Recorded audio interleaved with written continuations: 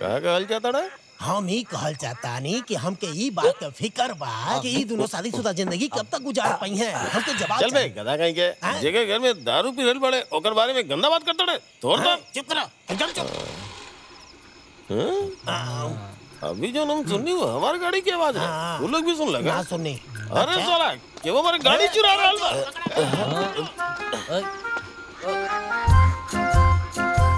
अरे का भाई कुछ ना भाई साजी। अरे गाड़ी के हेडलाइट चालू कर ले।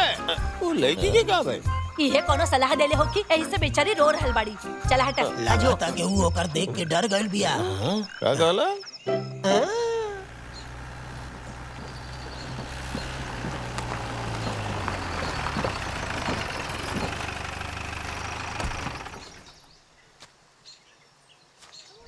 बड़ा खत वाला अंदर भागा। हाँ बाना भीतर हाँ, चलो फिर। सर हाँ मैं सुरन जी रउआ से मिले खातिर आयल बाड़े। काय खातिर? मुर्गी पाले वाला किसान लोग के कर्जा खातिर। देखा मैसरो नहीं कर्जा गरीब किसान लोग खातिर बा जेकरा लगे पाले खातिर 5-10 गो मुर्गी बा। हाँ मैं तारा के कोनो घपला करे ना दे। अरे का सर ये कोनो बड़ बात नहीं के। हम 10 किसान के पहचान पत्र देता नहीं उन लोग के नाम देता नहीं। आपके उनकर जांच करके कोनो जरूरत नहीं के। सारा कर्जा हम ले ले। सर देख लें एकरा खातिर रउआ के अच्छा पैसा मिली। उठाई जैसे सनी एकरा के बाहर लेके जा। सने अगर ऐसा बात हमने के कुछ सोचे के पड़ी। इनके घर के सामने वाला सड़क बनी कि ना।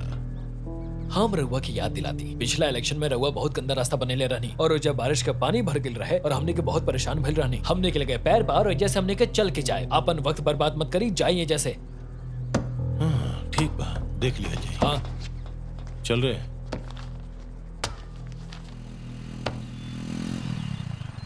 देखी चंदू आवता। जीजा जी इतना जल्दी कैसे? ए एकरा बुखार और सिरदर्द भी बा। भैया चंदू कौनो दवाई ना खा ले और ऐसन करे खातिर इनके सोमन कहले बाड़े। ठीक बा फिक्र के कोनो बात नहीं है। एकरा के हल्दी और सूंड के काढ़ा बना के पिया दे ये ठीक हो जाए। एक काम करे वाला खाली स्टाफ नहीं खे बल्कि हमारे भाई भी बा। ऐसन कोनो सलाह ना देव जो एकरा खातिर अच्छा ना होके। सुमन भाई मिनी इंग्लिश मेडिसिन लेवेली। इंग्लिश मेडिसिन के कम ना समझा तू। बहुत सा बीमारी में इंग्लिश मेडिसिन ही काम आवेला। वो समय हल्दी अदरक ये सब कुछो काम ना करेला। का तू पैरासीटामोल के साइड इफेक्ट के बारे में जाना तारा? हाँ तारा पता भी बा कि उनमें काका मिलावल चला और हमनी के तो बिना जानकारी के खाए की आदत बा। कुछ देर खातिर आराम करा। ठीक बा। हाँ का तहर पत्नी वापस आ गई? हाँ वो आगे बढ़ी। उनका मायका के याद आवत रहे काहे कि पहले घर से दूर रहल नहीं की। चलो तनी। ठीक बा भाई।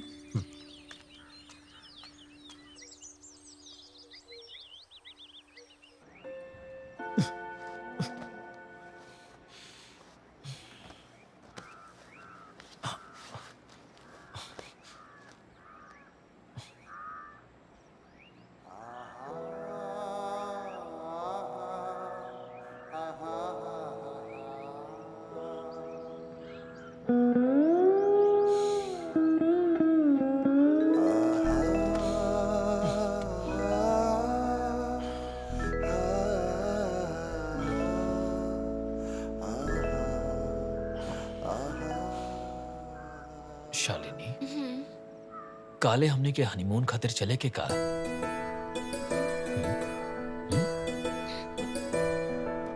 हमनी कब जात बानी? माँ खातिर हफ्ता भर खातिर सामान भर देबे के फिर चले के कोनो जगह। एक हफ्ता खातिर बहुत अच्छा। कहाँ कहाँ जाए कहाँ लिस्ट बना लेता नी। लिस्ट की क्या जरूरत बा? कोड़ई कनाल से शुरू करेंगे। क्या कहते?